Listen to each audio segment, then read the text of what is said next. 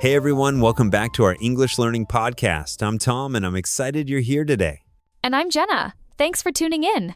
Today we're tackling something everyone deals with, those tricky times when your mood just sinks and you don't know how to snap out of it. Yeah, we've all been there, stuck in a downward mood spiral and feeling like it'll never end. But we've got some ideas to help break through that fog.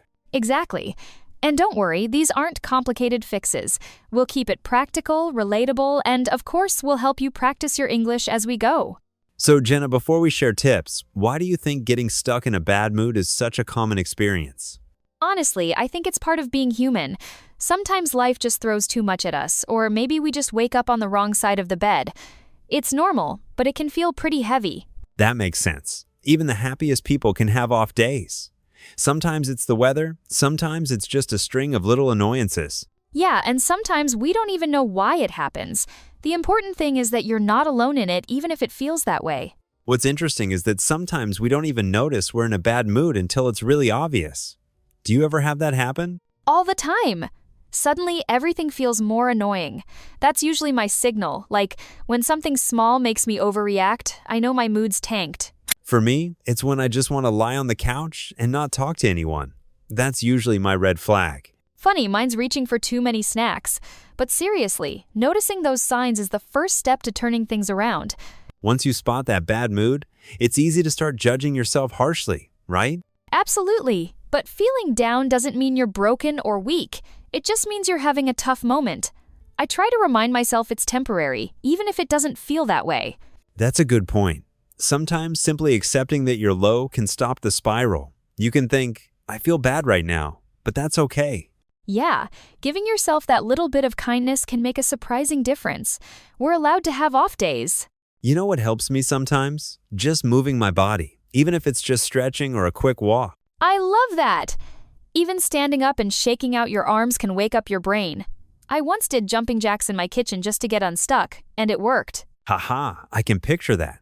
Seriously though, physical movement sends a signal to our brains that things are changing, even if it's just a tiny change. And it doesn't have to be exercise.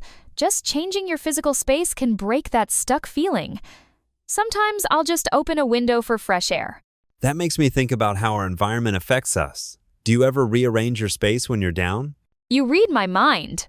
Sometimes moving a few things around on my desk or making my bed gives me a tiny sense of control. It's like telling my brain, something's different now.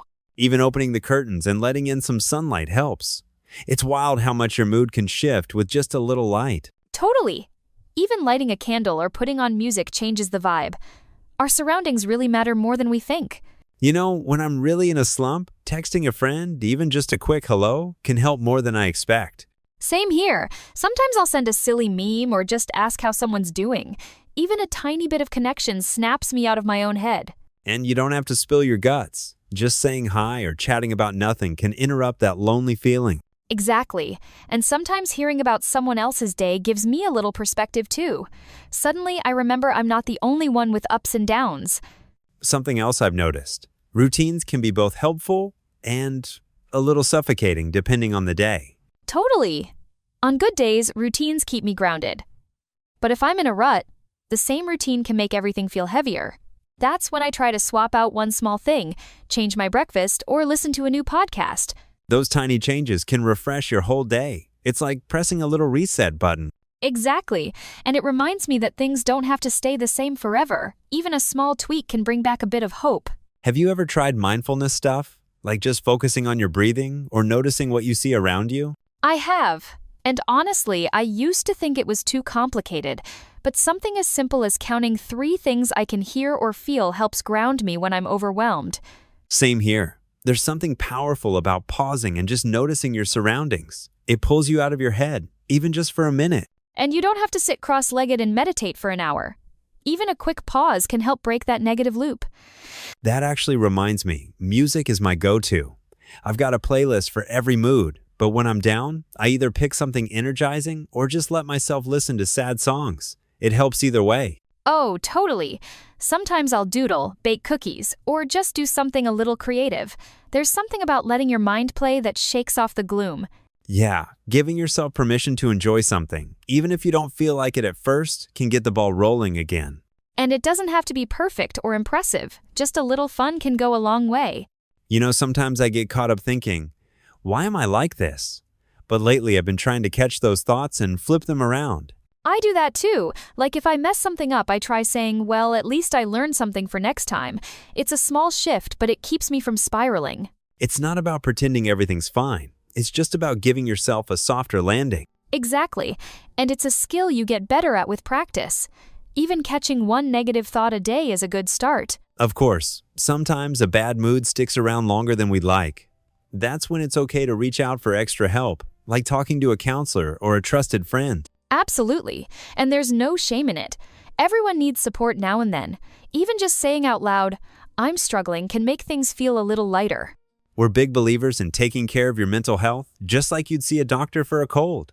Right. No one gets through life alone. And there are people out there who genuinely want to help.